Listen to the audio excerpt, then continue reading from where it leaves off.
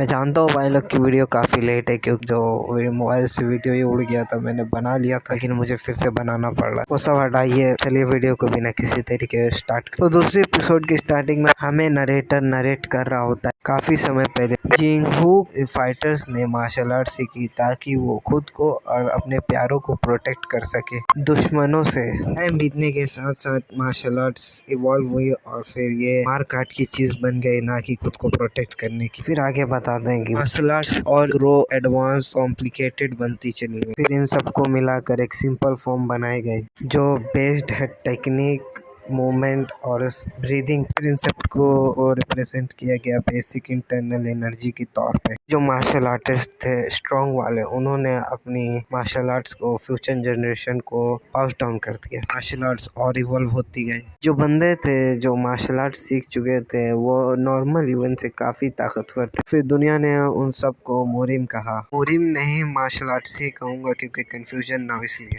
जो बंदे martial art सीखना चाहते थे मार्शल आर्टिस्ट से, उन लोगों ने मिलकर एक साथ आकर क्लैंस बनाने लगे। फिर बाद में वो क्लैंस डिवाइड हो गए, एक इवल में और एक जस्टिस में।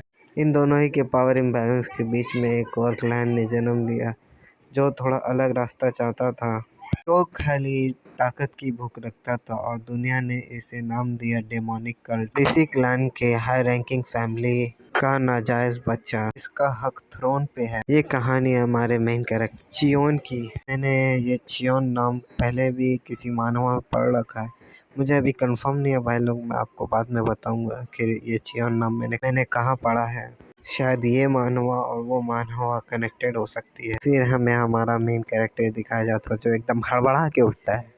फिर वो कहता है क्या मैं अभी भी जिंदा, पर मेरे पेट में तो उस स्वॉर्ड ने छेद कर दिया। फिर हुआ क्या है, मेरी बॉडी इतनी स्वेट क्यों कर रही है, उसे उल्टी करने का मन करता है। अरे भाई लोग चेक करो, ये प्रेग्नेंट तो नहीं हो गया। अपने हाथ की ओर देख के हैरान होता है कि मैंने तो ज्यादा मुठ मार दी। स्कीडिंग है। फिर वो बोलता है कि आखिर ये क्या, मेरे हाथों पे ब्लैक स्पॉट गंदी तरीके से महक रहा है। A my body stinky stink. Machine कहते हैं जाग गए मास्टर। क्या अब जाग गए मास्टर?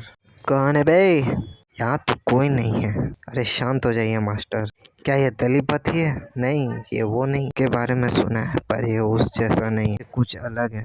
ऐसा लग रहा है कि ये मेरे दिमागी से आ रहा है। नहीं, क्या ये मेरे दिमागी से आ रहा है? आप ठीक है मास्टर? हमारा मेन कैरेक्टर चिल्ला के बोलता है कौन है बे, जल्दी आ बाहर। फिर मशीन कहता है मैं मास्टर के ब्रेन से जोड़ के उन्हें सपोर्ट करता हूँ।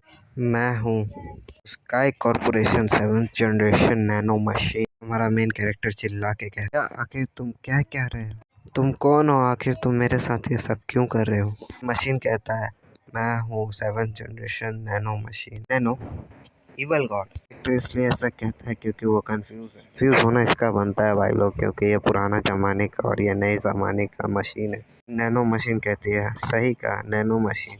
ये इवल गॉड की बात कर रहा है, इसे डेमोनिक कल्ट वॉरशिप करता है। हमारा मेन कैरेक्टर अपने घुटनों पे आ जाता है। हमारा मेन कैरेक्टर कहता है क्या आप रियल में इवल गॉड है? फिर सीन शिफ्ट होता है, हमें एक डॉक्टर और एक गार्ड को दिखाया जाता है। गार्ड कहता है इस तरफ से आइए डॉक्टर बैक। डॉक्टर कहता है चलिए। डॉक्टर कहता है क्या वो असैसिन अटेम्प्ट था? गार्ड कहता है हाँ। और फिर गार्ड कहता है आजकल काफ़ी सारे अटेम्प्ट्स हो रहे हैं असैसिन के, मुझे नहीं लगा था कि आप मुझे डायरेक्टली वहाँ भेज देंगे। डॉक्टर कहता है तुम हमारे फर्स्ट क्लास के गार्ड हो जैंग, बस वो एक ही चारा था जो हम कर सकते थे तुम्हें वहाँ भेज के। तो कोई मैजिक है कि हमारे प्रिंस चियोन वहाँ से जिंदा आ गए? फिर गार्ड कहता है पर मैं कह नहीं सकता कि किसने की होगी। डॉक्टर कहता है तुम वहाँ छोड़े गए सबूतों से पता नहीं लगा सकते किसने की होगी। फिर गार्ड पसीने से तरबतर हो जाता है। मैं उसकी बैक फ्लैश दिखाई जाती है, एकदम वो हैरान हो चुका है। कल जो मैंने सीन देखा ना, उसके बाद मेरे मुंह में खाना तक नहीं जा रहा। फिर वो कहता है पर सारी एसेसेंस की बॉडी थी पर उनकी अपर बॉडी गायब थी। वो सारे बंदे डेमोनिक कल्ट के ही थे। उनमें से एक बंदे की अपर बॉडी थी, उसकी बॉडी में डैगर घुसा हुआ था जो मैंने प्रिंस चियोन को दिया था। फिर वहाँ पर मैंने किसी की ब्रीदिंग सुनी। जगह की मार काट से दूर ने पहचान लिया वो प्रिंस जियोन थे और मैं वहाँ पर हैरान हो गया। डॉक्टर कहता है उनकी बॉडी पे कोई इंजरीज नहीं थी। गार्ड कहता है हाँ, वो इस तरह सांस ले रहे थे बस सो के हैं। क्लियरली उनकी बॉडी के कपड़े स्वॉर्ड से फटे हुए थे और उनकी बॉडी पे कोई भी इंजरीज नहीं थी। डॉक्टर कहता है इसने उनकी हेल्प की होगी।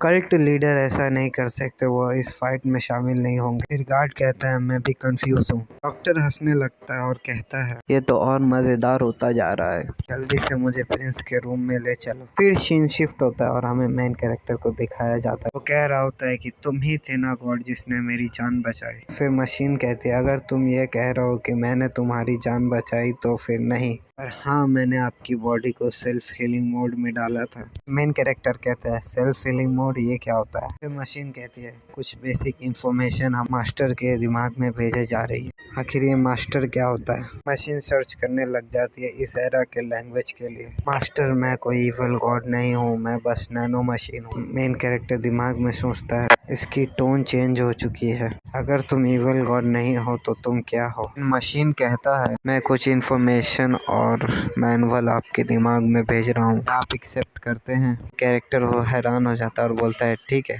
कैरेक्टर के दिमाग में एकदम से बहुत सारे इन्फॉर्मेशन आने की वजह से वो उल्टी कर देता है।